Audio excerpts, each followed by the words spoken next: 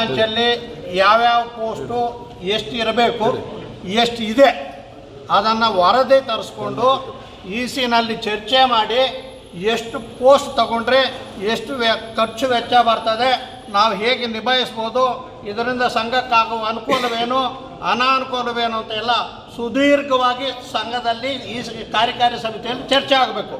ಚರ್ಚೆ ಆದ ನಂತರ ಅದನ್ನು ನಿಗದಿಪಡಿಸಬೇಕು. ಆ ವಿಷಯವನ್ನು ಕಾರ್ಯಸೂಚಿಯಲ್ಲಿ ಮುಖ್ಯ ವಿಷಯವಾಗಿ ತರಬೇಕು. ಇದು 30 ವರ್ಷ ಒಬ್ಬ ಎಂಪ್ಲಾಯ್, ಒಬ್ಬ ನೌಕರ ಒಂದು ಸಲ ಸೇರಿದ್ರೆ 30 ವರ್ಷ ಕೆಲಸ ಮಾಡ್ತಾನೆ. ಕಳಪೆ ಎಂಪ್ಲಾಯಿಗಳು ಈಗಲೂ ಒಂದು 10% ಇದ್ದಾರೆ. ಈವನ್ ಸೆಕ್ಷನ್ ಸೂಪರ್ಡೆಂಟ್ ಆಗಿದ್ದಾರೆ. ಪೆನ್ನಿಟ್ಟು ಒಂದು ಲೈನ್ ಬರೆಯೋಕ್ಕೆ ಬರಲ್ಲ. ಹಾಗಾಗಿ ಒಕ್ಕಲಿಗರ ಸಂಘ ಅಭಿವೃದ್ಧಿ ಆಗ್ತಾ ಇಲ್ಲ. ಆ ನಿಟ್ಟಿನಲ್ಲಿ ಪ್ರಾರಂಭದಿಂದ ನಾವು ಪ್ರಾಮಾಣಿಕತೆಗೆ ಒತ್ತು ಕೊಟ್ಟು ಭ್ರಷ್ಟಾಚಾರಕ್ಕೆ ಕಡಿವಾಣ ಹಾಕಿದ್ದಕ್ಕೆ ಅಂತ ಯಾರು ಪ್ರಾಮಾಣಿಕರಿದ್ದಾರೆ ಅವ್ರಿಗೆ ತೊಂದರೆ ಕೊಡೋದೇ ಇಲ್ಲಿ ಕೆಲವರು ಭ್ರಷ್ಟರ ಒಂದು ಕೆಲಸ ಆಗಿದೆ. ಇಲ್ಲಿ ಒಂದು ನಿರ್ಣಯ ಆದರೆ ಆ ನಿರ್ಣಯವನ್ನು ಪೇಪರಲ್ಲಿ ಜಾಹೀರಾತು ಕೊಡಬೇಕು, ಅರ್ಜಿಗಳನ್ನು ತಗೋಬೇಕು, ಸ್ವೀಕರಿಸಬೇಕು, ಮೆರಿಟ್ ಲಿಸ್ಟ್ ಮಾಡಬೇಕು. ಆ ಮೆರಿಟ್ ಲಿಸ್ಟಲ್ಲಿ ಮೆರಿಟ್ ಆದಾದ ಮೇಲೆ ಜಾಬ್ ಕೊಡಬೇಕಾ, ನಮ್ಮ C&R ಪ್ರಕಾರ 1:5ಗೆ ಇಂಟರ್ವ್ಯೂ ಕಳಿಸ್ಬೇಕು. ಇಂಟರ್ವ್ಯೂನಲ್ಲಿ ನೇಮಕಾತಿ ಮಾಡಬೇಕು. ಯಾವುದೂ ಇಲ್ಲ. ನಿನ್ನ ಮಗನ ಕೊಡು, ನಿನ್ನ ನಡಿನ ತಗೋ, ನಿನ್ನ ಸೊಸೆಗೆ ತಗೋ, ಇವು ಇಲ್ಲ, ನಿನ್ನ ನೆಂಟರು ಕೊಡು, ಇಲ್ಲ ಅಂದರೆ ಮಾರ್ಕೋ. ಇದು ನಡೀತಾ ಇದೆ. ಇದರಿಂದ ಸಂಘದ ಪ್ರಗತಿ ಸಂಪೂರ್ಣವಾಗಿ ಕುಂಠಿತ ಆಗ್ತಾ ಇದೆ. ನಮಗೆ ನಾಚಿಕೆ ಆಗ್ತದೆ. ಹೊರಗಡೆ ಹೋದರೆ ಸರ್ ನಿಮ್ಮಲ್ಲಿ 15ರಿಂದ 20 ಲಕ್ಷ ನಡೀತಾ ಇದೆ ಅಂತಲ್ಲ, ನಾವು ಕೊಡ್ತೀವಿ ಸರ್, ನಮಗೂ ಸೀಟ್ ಕೊಡಿ, ನೀವು ಲೆಟರ್ ಕೊಟ್ಟಿರ್ತೀವ. ಅಪ್ಪ, ನಾನು ನಮ್ಮ ECL ಚರ್ಚೆ ಆಗಿಲ್ಲ. ಚರ್ಚೆ ಆಗಿ ಎಷ್ಟು ಈಗ ಇದಕ್ಕೆ ಚರ್ಚೆ ಆಗಿದೆ.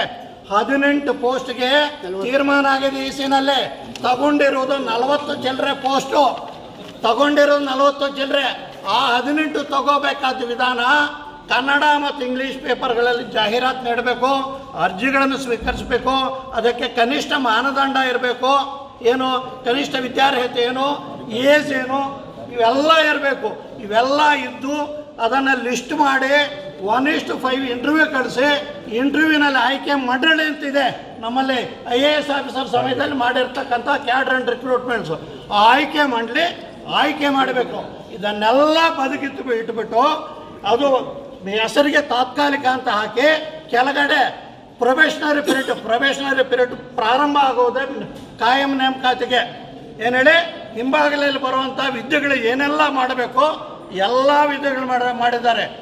ಆ ಕಾಯಂಗೊಳಿಸಲಾಗೋದು. ಮತ್ತು ಪ್ರೊಬೇಷನರಿ ಪೀರಿಯಡ್ ಮುಗಿದ ನಂತರ ಆ ಒಂದು ವಿಭಾಗದ ಗೋಪ್ಯ ವರದಿ ಮೇಲೆ, ಯಾಕಂದರೆ ಏನಾದ್ರು ಬಾಕಿ ಇದ್ದರೆ ಅದನ್ನು ವಸೂಲು ಮಾಡ್ಕೋಬೇಕು, ಆ ವರದಿ ತರಿಸ್ಕೊಂಡು ಅದರ ನಂತರ ಕಾಯಂ ಮಾಡಲಾಗೋದು ಅಂತ. ಈಗ ಎಲ್ರಿಗೂ ಗೊತ್ತಿದೆ. ಇದೆಲ್ಲ ಬಚ್ಚಿಡುವಂಥ ವಿಷಯ ಅಲ್ಲ.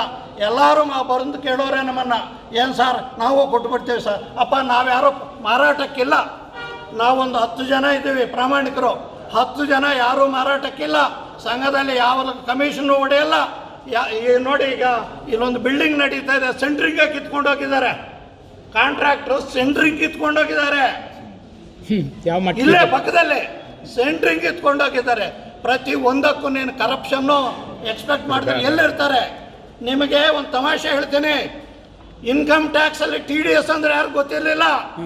ಅದನ್ನು ಯಾವ ಎಂಪ್ಲಾಯಿಗೆ ಗೊತ್ತಿಲ್ಲ, ಯಾವ ನಿರ್ದೇಶಕರಿಗೂ ನಮಗೂ ಸಮೇತ ಗೊತ್ತಿರಲಿಲ್ಲ ಬಿಗಿನಿಂಗಲ್ಲಿ.